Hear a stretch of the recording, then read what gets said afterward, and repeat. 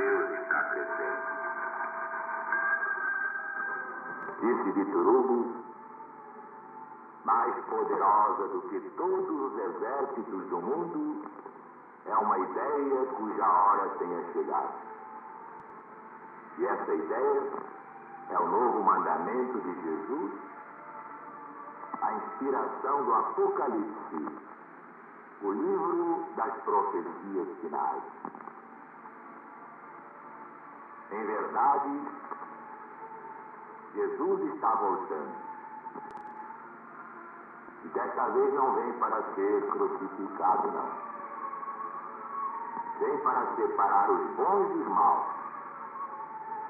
Vem para galardoar os que sofreram e amaram em seu nome.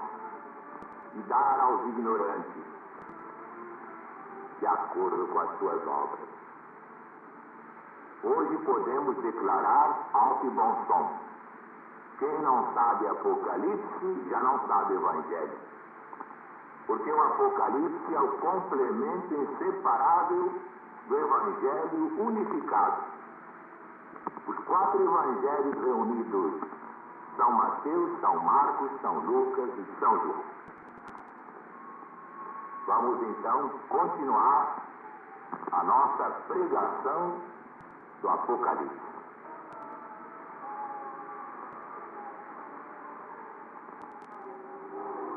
Depois da bênção, vemos a dedicação nestas palavras do versículo 4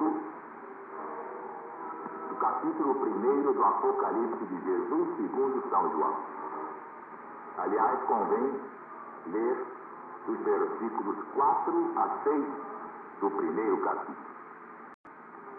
João, às 7 igrejas que estão na Ásia, graça, paz seja convosco da parte daquele que é, e que era, e que há de vir, e da parte dos 7 Espíritos que estão diante do seu trono, e da parte de Jesus Cristo, que é a fiel testemunha, o primogênito dos mortos, o príncipe dos reis da terra, aquele que nos ama, em seu sangue nos lavou dos nossos pecados e nos fez reis e sacerdotes para Deus, o seu Pai.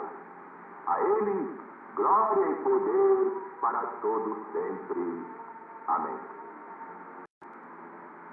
Meus amigos, meus irmãos, que há de verdade sobre as 7 igrejas da Ásia? Havia mais de 7 igrejas na Ásia, todos sabem disso muito bem. Podemos limitar-nos à parte ocidental da Ásia, conhecida por Ásia Menor, ou a um território ainda mais restrito do que esse. Porque mesmo naquela pequena parte da Ásia Menor, onde estavam situadas as 7 igrejas mencionadas aqui, e justamente no meio delas, havia outras igrejas muito importantes. Colossos, por exemplo, a cujos cristãos São Paulo Apóstolo dirigiu sua epístola aos Colossenses. Estava a pouca distância de Laodiceia. Mileto estava mais perto do que qualquer das 7 de Patmos, onde João teve a grande visão apocalíptica. E era uma importante base para a igreja cristã, como podemos julgar pelo fato de São Paulo Apóstolo, durante uma das suas estadas ali, ter convidado os anciãos de Éfeso a se encontrarem com ele naquele lugar. Basta ver o capítulo 20 dos Atos dos Apóstolos. No mesmo local, São Paulo deixou também, e sem dúvida que em boas mãos cristãs, seu discípulo Trófimo, que estava doente. Basta ver a segunda epístola a Timóteo, capítulo 4, versículo 20, de Troas ou Troade, onde São Paulo passou uma temporada com os discípulos, e de onde, depois de ter esperado que passasse o sábado, continuou sua viagem. Ora, também não estava longe de Pérgamo, nomeada entre as 7 igrejas da Ásia. Torna-se, portanto, interessante determinar por quê, por que motivo, por que razão é que 7 dentre as igrejas da Ásia Menor foram escolhidas como as únicas às quais o Apocalipse de Jesus é dedicado. O que é dito das 7 igrejas no capítulo 1 e o que é dito a elas nos capítulos 2 e 3 refere-se apenas às 7 igrejas literais, isto é, essas que são citadas, nomeadas, descrevem coisas que ali existiam então, retratando apenas o que iria acontecer a cada uma dessas 7? Claro que não. E vamos enumerar várias razões. Primeira, todo o livro do Apocalipse foi dedicado às 7 igrejas. Mas o livro não era mais aplicável a elas do que a outros cristãos da Ásia Menor. Por exemplo, os que habitavam no Ponto, na Galácia, na Capadócia, na Bitínia, mencionados por São Pedro na sua primeira epístola, ou os cristãos de Colossos, de Troas, de Mileto, justamente no meio das igrejas citadas. Segunda, apenas uma pequena parte do livro podia ter relação pessoal com as 7 igrejas, ou com quaisquer cristão do tempo de João, o Evangelista. Porque os acontecimentos que apresenta sucederiam muito depois da geração que então vivia, e até depois de essas igrejas deixarem de existir. Por isso não podiam ter relação pessoal com elas exclusivamente. Terceira, declara-se que as 7 estrelas que o Filho do Homem, isto é, o Cristo, tinha na sua mão direita, versículo 20, eram os anjos das 7 igrejas.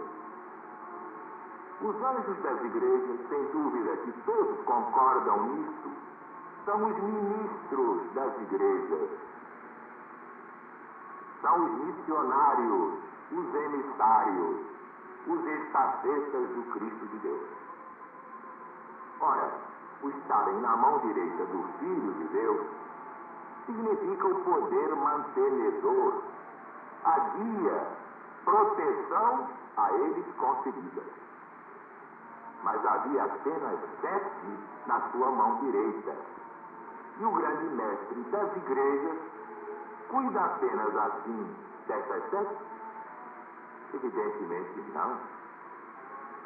Seria desumanidade, seria discriminação, coisa que não se encontra no espírito perfeito daquele que é o chefe planetário. Não poderão, antes, todos os verdadeiros ministros, todos os verdadeiros emissários e todos os tempos do Evangelho extrair desta imagem a consolação de saber que são mantidos, guiados pela mão direita do grande chefe da igreja? E não é uma igreja exclusiva, particular, é toda a cristandade, é toda a humanidade. É a reunião de todos aqueles que aceitaram o Cristo e seu novo mandamento. Portanto, esse Cristo de Deus, esse chefe planetário, não pode amar apenas as 7 igrejas e desprezar as demais. Este 7 é um número sagrado e representa toda a igreja cristã.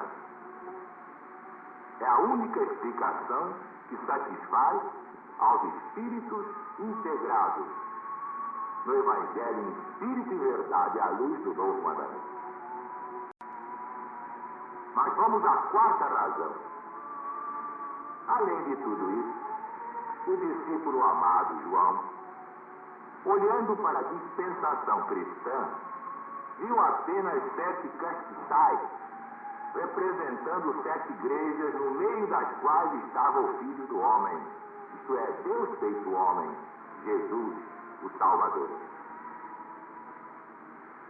A posição do Filho do Homem deve significar a sua presença junto delas, sua vigilância sobre elas, sua perscrutadora visão de todas as suas obras.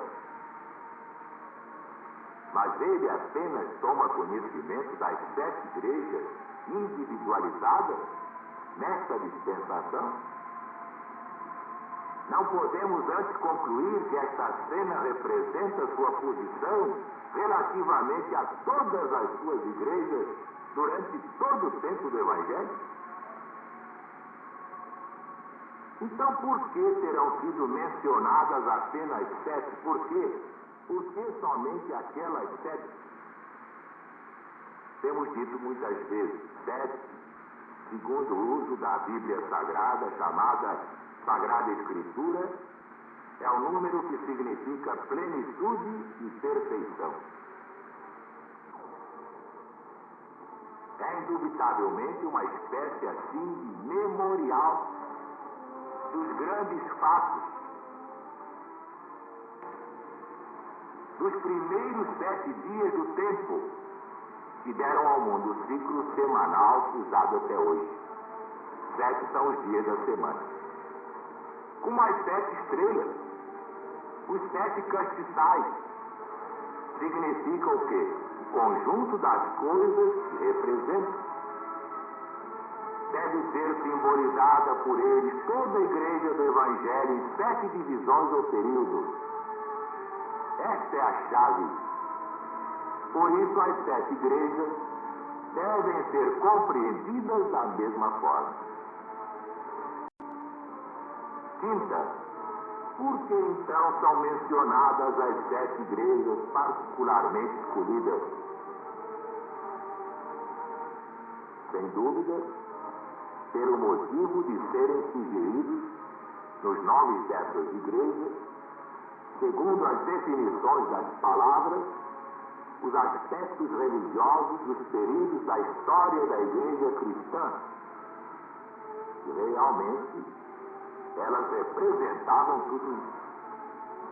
Por essas razões, devem constituir as 7 igrejas, não apenas as 7 igrejas literais da Ásia, que foram aqui mencionadas no Apocalipse, mas 7 períodos da igreja cristã, desde os dias dos apóstolos até o fim da história da humanidade, isto é, até o fim desse ciclo, até outubro de 1999. E para esse fim de ciclo, congregando pessoas de todas as religiões e filosofias, a LPD representa, de fato, uma nova arca de Noé. Agora temos a explicação tão importante destas 7 igrejas, representando os 7 períodos que vamos analisar aqui meticulosamente em nossa pregação. Mas vamos continuar, ponto por ponto, na explicação desses versículos. Vamos ver agora a procedência da bênção, da parte daquele que era e que é e que há de vir, ou que há de ser. Expressão que significa completa eternidade passada e futura, e somente aplicável a quem? Ao Pai eterno que é Deus. Esta linguagem nunca é aplicada a Jesus. Fala-se dele como de outra pessoa distinta do ser descrito com essas palavras. Aquele que era e que é e há de vir. E os 7 espíritos? Essa expressão não se refere a anjos, mas aos Espíritos de Deus. Desse manancial são invocadas para a Igreja cristã graça e paz. Acerca do interessante assunto dos 7 Espíritos, temos que consultar os primeiros intérpretes desse livro extraordinário. Um deles foi Thompson. E ele já tinha um apontamento de Thompson.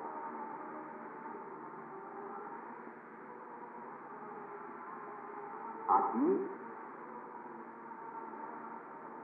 temos esta denominação, os 7 Espíritos, porque 7 é um número sagrado e perfeito. E assim chamado, não para indicar a sua pluralidade interior, mas a plenitude e perfeição de seus dons e operações. O número 7 pode ter sido dado, portanto, com referência à diversidade, plenitude das suas operações sobre a alma humana, a sua múltipla atuação nos acontecimentos do mundo. Outro comentador, Bloomfield, considera esta como a interpretação geral dos estudiosos do Apocalipse. Todos estão de acordo. Ainda bem que em certos pontos todos estão de acordo.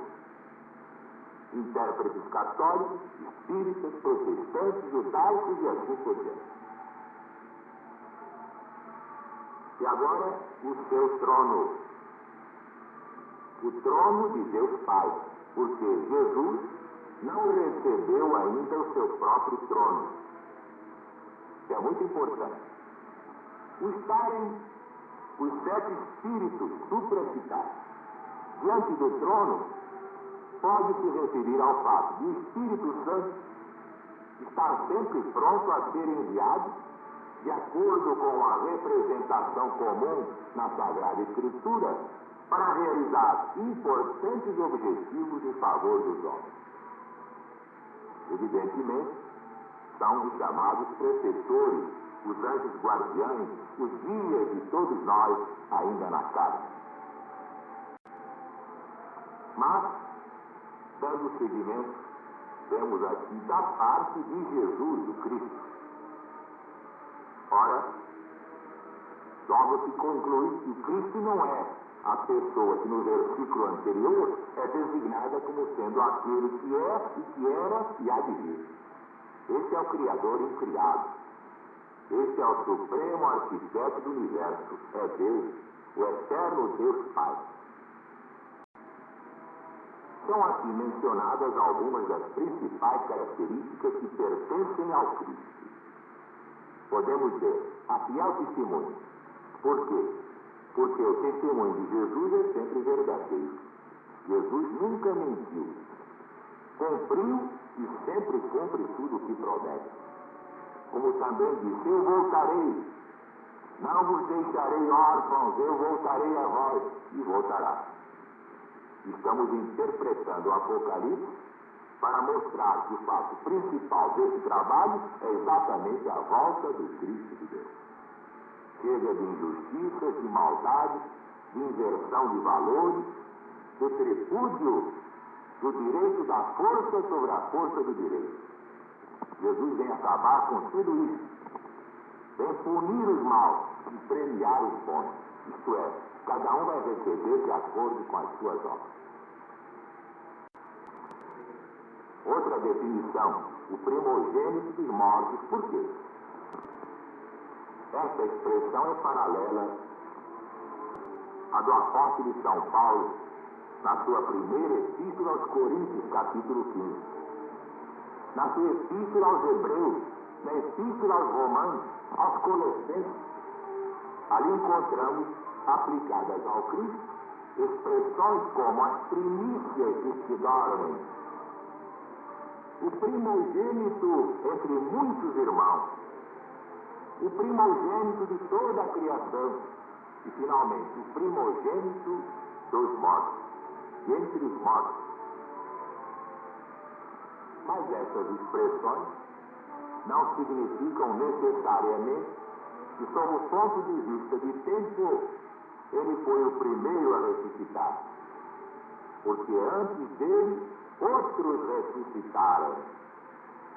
Esse, aliás, não era um ponto muito importante, mas ele era a figura principal, central de todos os que saíram do túmulo. Porque foi em virtude da vida, obra e chamada ressurreição de Jesus que alguns ressuscitaram antes dele. Ora, no propósito de Deus, ele era o primeiro, tanto sob o ponto de vista de tempo como de importância, porque não foi senão depois do propósito da vitória do Cristo sobre a sepultura ter sido formado na mente divina, que chama as coisas que não são como se já fossem. É a definição de São Paulo na Epístola aos Romanos, capítulo 4, versículo 17. E alguns foram libertos do poder da morte, em virtude daquele grande fato que devia realizar-se no tempo oportuno. O Cristo é, portanto, chamado o primogênito dos mortos, as primícias dos que dormem, o primogênito entre muitos irmãos, o primogênito dentre os mortos. E no livro de São Lucas, Atos dos Apóstolos, vemos também que ele é o primeiro da ressurreição dos mortos.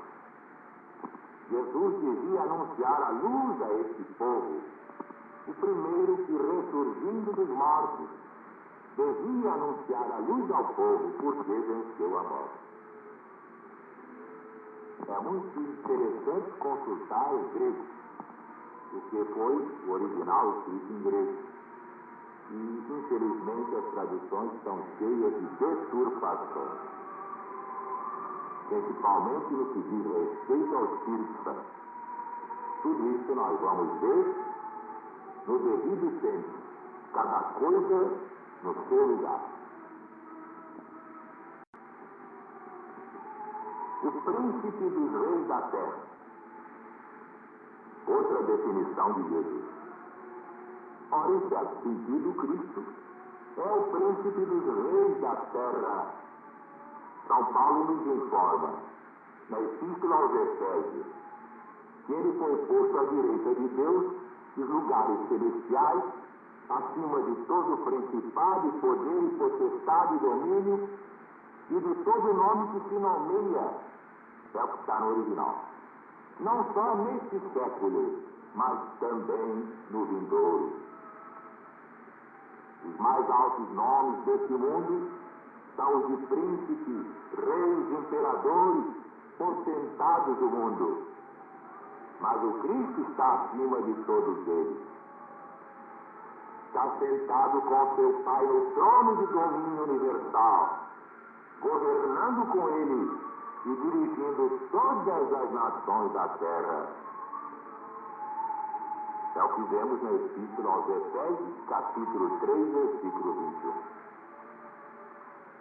Num sentido mais particular, o Cristo há de ser príncipe dos reis da terra quando receber o seu próprio trono e os reinos do mundo entregues pelo Pai eterno em suas mãos vierem a ser de nosso Senhor e do Cristo.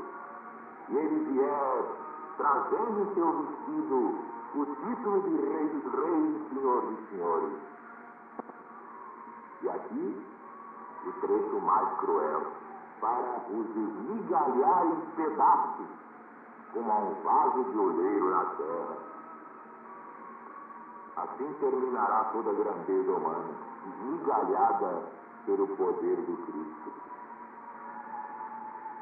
É como está no Salmo, capítulo 2, versículos 2 e 9.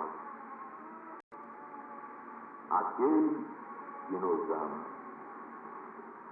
Julgamos por vezes ser amados por amigos da terra, pai, mãe, irmãos, irmãs ou amigos, mas vemos que nenhum amor é digno desse nome comparado ao amor de Jesus por nós. E a frase que se segue aumenta a intensidade de expressão das palavras anteriores. Em seu sangue nos lavou dos nossos pecados. Que extraordinário amor! Ele mesmo disse: ninguém tem maior amor do que esse. Dar alguém a sua vida pelos seus amigos. E foi o que Jesus fez. Mas o Cristo provou seu amor para conosco quando morreu por nós, sendo nós ainda pecadores, transgressores da lei divina. E, entretanto, fez muito mais. Ele nos fez reis e sacerdotes para Deus e seu Pai. De leprosos do pecado, somos purificados aos seus olhos. De inimigos, somos não só feitos amigos, mas elevados à posição de honra e dignidade. Esta purificação, esta exaltação real, a que estado se refere? Ao presente? Ao futuro? Sim, principalmente ao futuro. Porque só então gozaremos estas bênçãos no mais alto grau, ao lado do próprio Jesus, que é realmente o nosso Salvador.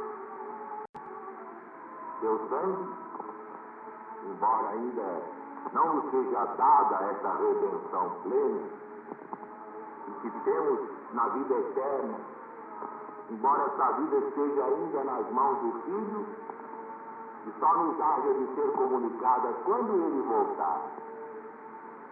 É também verdade como era nos dias de João e de Pedro. Deus designa seu povo neste mundo como sendo uma geração eleita, um sacerdócio real, uma nação santificada, um povo singular. Está no profeta Daniel, capítulo 7. Está na primeira epístola de São Pedro, capítulo 2. Está nesse mesmo Apocalipse, no capítulo 3, como nós vamos ver. Não é de admirar que o discípulo amado, João, agora profeta, rendesse àquele que tanto fez por nós glória, majestade, domínio para sempre. Oxalá toda a igreja cristã se una realmente nesse justíssimo tributo ao seu maior benfeitor, ao seu mais querido amigo, aquele que deu a vida por todos nós. E agora Jesus está voltando. Jesus volta e não é para ser crucificado, não. Veja quem tem olhos de ver, ouça quem tem ouvido de ouvir. Chegou a hora da escolha, chegou a hora da decisão. Você tem de escolher entre o bem e o mal, entre o Cristo e o anticristo. Todos nós estamos diante desta escolha, na plenitude do livre-arbítrio. E Deus se compadeça de nós. Que a paz de Deus esteja com todos, agora e sempre. E viva Jesus!